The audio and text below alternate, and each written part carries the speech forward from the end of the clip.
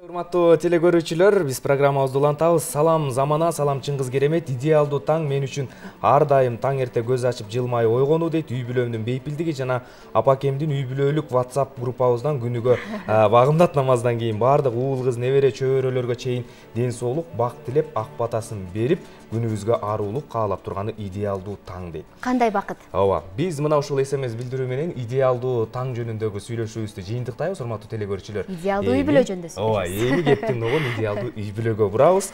Анткени бүгүн 15 май эл аралык үй бүлө күнү. Бул күндүн негизги келип чыгуу себеби үй бүлөлүк көйгөйлөргө коомчулуктун көңүлүн буруу жана бекем үй бүлөнү сактап калуу максатын көздөйт. Мына ушул күндүн алкагында сиздер эми билдирүүнү дал ушул багытта жазыңыздар. Үй бүлө күнүнө карата бири-бириңиздерге тагыраагы жолдошу менен жубайы, бири-бирине окшош болгон 3 мүнөздү бизге билдирүү аркылуу WhatsAppка жаза бериңиздер. 0502 19 33 91 WhatsApp номери иштеп атат. Ал эми биз ушул үй бүлө жаатында атайын адистин дагы кеңешин, пикирин угууну максат кылып, 10 жылдын тегерегинде ушул психология менен изилденип, иликтенип жүргөн белгилүү психолог, коуч Сейил Калдыбаеваны студиябызга чакырдык. Кош келиңиз, Сейил. Рахмат, кош келдим. Рахмат, кутман таң. Бирге болсун. Сиздин мына ушул үй бүлөлүк баягы баскан жолуңуздарды угуп отуруп, абдан Кудай кут кылсын, суктанаарлык бир басып өткөн жолуңуздар бар экен. Мындан аркысындагы жараткан бир жакшы ушундай бир даңазалуу жол берсин дейли. 22 жылдык үй бүлөлүк турмуш. Бүгүнкү күндө бактылуу ата-эне, Таята тайыне болушту дегенде. Биз бул багытта алдыдагы убакыттарда кенен сүйлөшөбүз, ага чейин сөз башы болсун. Бактылуу үй бүлөнүн душмандары кимдер жана эмнелер? Бир кыскача токтоло кетсек. Эмнелер дегенге токтолоюн, себеби кимдер экени бул ар бир үй бүлөдөн көз каранды болуш керек, Азыр мен кимдер экенин айтсам, балким бирөөлөрдү таарынтып алышы мүмкүн, бирок кимдер өзүнүн үй бүлөсүн бузууга жол берсе, демек ошолор болуп калат да, душмандарычы, кимдерге жол берсе. Эмнелер бул албетте биринчи эле кезекте кечирбестик деп ойлойм үй бүлөдө. Эрегишүү, ар ким өзүнүн ролун так билбегендиги, аял өз ордун, эркек өз ордун дегендей. Анан эмне кек сактоо, башка бирөөлөрдү үй бүлөсүнө аралаштыруу, үй бүлөдө приоритеттерди туура эмес коюу. Негизи санай берсем көп душмандарын табат болушубуз керек да. Анан ар бир үй бүлөнүн өзүнүн дагы душмандары бар. Ар бир үй бүлөнүн баалуулуктарына жараша, үй бүлөдөгү ураанына жараша, үй бүлөдөгү кандайдыр бир кичинекей мамлекеттердин мыйзамдарына жараша душмандары да болот, анан душман эместери да болот дегендейчи. Анан ошондуктан бирок эң биринчи кезекте ошо мен кечирбестикке катуу басым коет элем да. Анткени бул нерсе көптөгөн үй бүлөлөрдү, көптөгөн жубайларды эки башка жолго сала турган бир душманыбыз. Мына ушул бүгүнкү замандагы үй бүлөлөргө эми азыр ар кандай түшүнүктөр бар да, ар багыттагы искусстводан, ар багыттагы түшүнүктөрдөн алып келип, анан психологиядагы кайсы багытта кеңештерди берип келет го дайыма. Кыргыз өзүнүн кыргыз менталитетиндеги үй бүлө баалуулуктары бүгүнкү үй бүлөлөргө таасири кандай? Тилекке каршы бүгүнкү күндө интернет деген жакшы, бир жагынан жакшы, бир жагынан көптөгөн биздин кыргыз элинин нукура баалуулуктарын талкалап жаткандагы маалыматтардын пайда болгону жана ошол маалыматтардын көптүгү үй бүлөлөрдү талкалап биздин менталитеттин кайсы бир баалуулуктарын жок кылып жатат деп айтат элем да. Мисалы бүгүнкү күндө граждандык нике же болбосо бүгүнкү күндө оңой эле ажырашып кайрадан экинчи турмушту кура берүү же никеге чейинки мамилелер, айтор ушул нерселер мисалы биздин балдарыбыз көрүп аткан ошол эле сериалдар аркылуу керек болсо бүгүнкү күндө мен таң калганым мульт тасмалар аркылуу дагы үй бүлөнүн баалуулуктары талкаланып жатканын көрүп зээнимге ийбей койбойт да. Анан үй бүлөдөгү ролдордун алмашып калышы. Мисалы, эркек үй бүлөнүн башы, аял болсо эркектин аркасында турган, эркекке жашынып, эркекке ишенип туруу деген бүгүнкү күндө үй бүлөдө тескерисинче аял алдыга жылып бараткандай, эркектер артта калып бараткандай көптөгөн көрүнүштөр бар да. Кыргыз элинде кандай болгон? Эгер мурунку ата бабаларыбыздын үй бүлөлүк жашоосуна көз сала турган болсок, эркек сыртта, аял үйдө, колонтонун куту болгон, эркек деген үйгө тамак таап келүүчү адам болгон дегендейчи. Анан бул нерсе дагы тилекке каршы бүгүнкү күндө ар кандай себептер менен, мисалы ошол эле миграция, ошол эле биздин экономикалык абалыбыз таасир этип атабы айтор билбейм, көптөгөн факторлор бар айтып отурсак. Бирок менимче ушул нерселер биздин улуттук баалуулуктарыбызга кедерги болуп атат го деп ойлойм да. Сейил айым ушул 10 жыл аралыгында ушул бекем үй бүлө деген окуу курсун дагы негиздеп, сиз үй бүлөлөрдүн бүтүндүгүнө дагы абдан чоң салым кошуп келе жатасыз. Ошону менен катар сиз өзүңүздүн жеке үй бүлөңүз дагы башкаларга үлгү. Ошол себептен биз Сейил эжекебиздин жолдошун дагы бүгүн студиябызга чакырган элек эмесе, бизде Амантур Байсынов агабыз дагы мейманда. Тосуп алалы. Келиңиз. Кош келиңиз. Кутмандыңыз менен. Ассаламу алейкум. Ва алейкум салам. Келиңиз. Кош келипсиз. Байрамыңыздар менен. Рахмат. Бүгүн үй бүлө күнү экен. Демек, мына ушундай коомдогу бир үлгүлүү үй бүлөлөрдү көрсөтүү менен келечек муунга бир үлгү көрсөтүү. Ооба. Биздин максат. Ооба, сиздердин үй бүлөдөгү ошол баалуулуктар балким жаңы курулуп аткан үй бүлөгө абдан бир чоң таасирин тийгизип калышы мүмкүн. Ошол тууралуу кеп кылам. Ооба, Сейил эжекебиз айтпады беле, турмуш курууда, түгөй тандоодо анын руханий байлыгына дагы, жан дүйнөсүнө дагы өзгөчө басым жасагыла деп. Анан ойлоп отурсак, жездебиз музыкант экен. Ооба.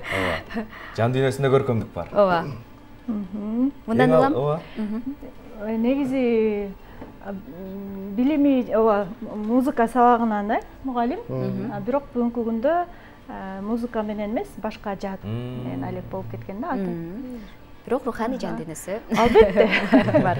Руханий жан дүйнөсү жарды адам менен негизи эле турмуш куруш, ушунча жыл жашаш абдан менимче оор болмок. Бирок биз негизи эле жубай тандоодо биринчи кезекте мен ошол нерсеге басым койгом. Анан билбейм, мен бүгүн балким өтө эле мактанып атышат деп айтышым мүмкүн, бирок 22 жылдан бери жолдошумдун мисалы мени аял катары баалаганы, бир дагы жолу чыпалагынын учун дагы тийгизбегени, керек болсо тонун дагы ашыкча көтөрбөгөнү, менин каалоолорум менен эсептешип келгени, колдоп коштоп келгенинен мени ойлойм бүгүнкү күндө менин ийгиликтеримдин аркасында ушул жолдошум турат албетте. Амантур ага менен Сейил эже учурда тайыны таята деген статуска дагы ээ болушту. 22 жыл дедик. Ушул жылдар аралыгында Амантур ага Сейил эже сизди эмнеге үйрөттү? Эмнеге үйрөттү дейбиз? Сейил жаба башында айтып кетпедиби, ар бир нерсе өзүнүн ордун билиш керек депчи. Мен ошол нерсеге көп басым койчумун да. Мисалы үйдөн иши болсо мен такыр кийлигишпейм да. Сен чечесиң, кандай светте болот, кандай дизайнда болот, вообще кийлигишпейм да. Ошол сыяктуу эле Сейил эшиктеги менин оокаттарыма, менин жумушума вообще кийлигишпейт да. Анан үй бүлө курган жылдары сиздер атайын биргелешип бир үй бүлө мыйзамын иштеп чыктыңыздар беле? Албетте жазуу жүзүндө иштеп чыккан эмес, бирок ооз-эки иштеп чыкканбыз. Мыйзамдарыбыз бар өзүбүздүн. Мисалы биздин үй бүлөнү эч ким жана эч нерсе бузушуна жол бербейбиз. Эч кимди кийлигиштирбейбиз. Менин төркүндөрүмдү дагы, бири-бирибиздин кайын журттарыбызды да кийлигиштирбейбиз. Ата-энебиз да кийлигишпейт да биздин жашообузга. Ошол аябагандай чоң мыйзамдарыбыздын бири. Бири-бирибизден алыс кетпейбиз. Бизде дагы бир урааныбыз бар. Каткан нан жеп кара чай ичсек дагы эч жака иштегени кетпейбиз деп. Бул үйлөнгөндө эле макулдашылган. Сыртка, сыртка. Мисалы мен жолдошумду эч жака кое бербейм. Көп сунуштар түшөт.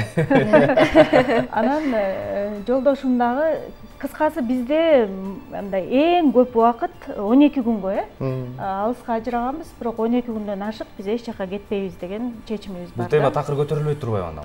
Көтөрүлбөйт дагы. Канча миллиондогон акча сунуш кылып атса да, жок, биз үчүн үй бүлөнү сактап калыш маанилүү. Мага көп сунуштар келет да ошондойчу. Мен иштеген жаатта ошондой да. Мынча төлөп беребиз, бияка кел, тияка кел деп. Анан бирок ошол биздин мыйзамыбыз үчүн биз алыстабайбыз да бири-бирибизди. Жакшы. Демек, жаш үй бүлөлөргө ушундай бир келишимдерди түзүп алыш керек деген сунушту айтасыздар, Үй бүлө кичинекей мамлекет да. Мамлекеттин өзүнүн мыйзамдары болбосо, ал тез эле жок болуп кетүү коркунучу бар да. Анан ошол сыяктуу эле биздин дагы мыйзамдарыбыз бар. Албетте, бала тарбиялоо боюнча өзүнчө, ража боюнча, карым-катыш боюнча ар бир үй бүлөгө тиешелүү сфераларга байланыштуу мыйзамдарыбыз бар. Жаңы жаш үй бүлөлөргө Аман ага да кандай кеңеш берет элеңиздер? Жубайлардын мамилесине, ушул эле үй бүлөнү сактоо багытында сиз? Мен жаш үй бүлөлөргө мындай совет берет элем да. Алар үй бүлө болгондон кийин алар биз жаш кезде ата-энебизди угуп келгенбиз да. Ата-энебизди, улуу агаларыбызды, эжелерибизди угуп келгенбиз да.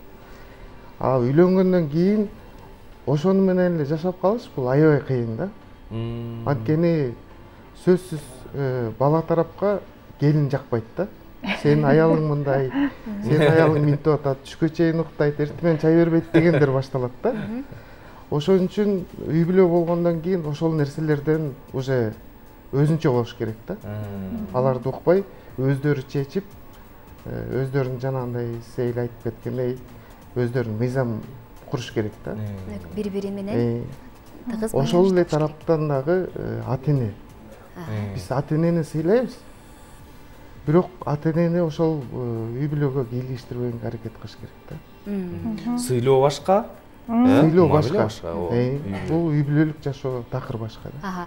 Үй бүлөнүн бүтүндүгүн сактап калуунун дагы бир жолу баарлашуу көндүмү деп айткансыз да. Сейил, сиздердин ушул баарлашуу көндүмүңүздөр жөнүндө айтып берсеңиздер.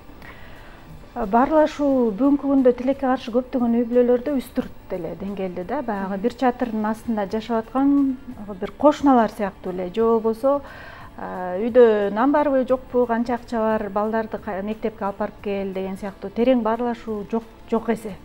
Анткени терең баарлаша баштаганда эле эмне болот? Келишпестиктер. Терең баарлашуу бул мисалы мен өзүм жолдошума бардык ой санааларымды, кайгымды, кыялдарымды, сырымды, тынчсызданып аткан маселелеримди бөлүшө алам. Жолдошумдун кандайдыр бир чечимдерине же ал менин чечимдериме комментарий бере алат, өзүнүн пикирин айта алат, кайчы пикирлер болот дегендей. Эгер биз ошол нерселерди сүйлөшүүдө конструктивдүү, конфликтке алып келбегендей баарлашып атсак, демек биздин үй бүлөдө терең баарлашуу бар да. Эгер мен жолдошума көп жашырган сырларым болсо, бир нерсе айткандан корксом, сүйлөшсөк эле урушуп кетет деген чочулоо бар болсо, анда бизде баарлашуу көндүмдөрүн бул билбестик биринчиден, экинчиден биз баарлаша албайбыз. Анан ошондо карасаңар, бир жаздыкты бөлүп атабыз, бирок терең сүйлөшүү жок, ой бөлүшө албайбыз да. Бул кандай? Тескерисинче кээ бир үй бүлөлөрдө бар, өзүнүн күйөөсү менен сүйлөшө албаган нерселерди сырттагы кайсы бир адамдар менен сүйлөшөт да. Бул нормалдуу эмес көрүнүш да. Ошондуктан баарлашууга дагы, үй бүлөдө коммуникацияга дагы үйрөнүшүбүз керек. Бул тууралуу билим бар атайын, сабактар, тренингдер бар. Мен сиз айтып кеткен Бекем үй бүлө курсумда дал ушул теманы да өзүнчө алып чыккам. Бизде мисалы, жолдошум уга билет. Биз көбүнчө кечинде балдар уктагандан кийин чай үстүндө өзүнчө чай коюп алып, таттуулар менен же болбосо баарлашабыз, бардык маселени талкуулайбыз. Анан жакшы жери менин дагы пикирим эске алынат, эч качан меники мен чечкендей эмес, бири-бирибиздин кабылоорубуз менен эсептешебиз. Рахмат. Демек, кандай маселе болбосун баарлашуу жолу менен жөнөкөй чечсе болот. Театр менен кинонун корифейлери Муратбек Рыскулов менен Сабира Күмүшалиева дагы балдардын көзүнчө эч качан конфликтке барчу эмес экен. Сыртка чыгып, өзүнчө чечип келип, үйүндө жалаң жылуу энергия болчу экен. Ушул сыяктуу ыкмаларды дагы сунуштайт экенсиздер. Эмесе сиздерге рахмат айталы. Үй бүлөлүк баалуулуктарды сактоодо дайыма үлгү болуп жүрүңүздөр. Рахмат, айтканыңыздар келсин. Бар болуңуздар. Урматтуу телекөрүүчүлөр, мына ошентип биз жагымдуу маанайда жакшы тилек менен бардык үй бүлөлөргө бакыт каалоо менен бүгүнкү эфирибизди аяктайбыз. Бактылуу үй бүлө, бактылуу мамлекет. Саламатта калыңыздар.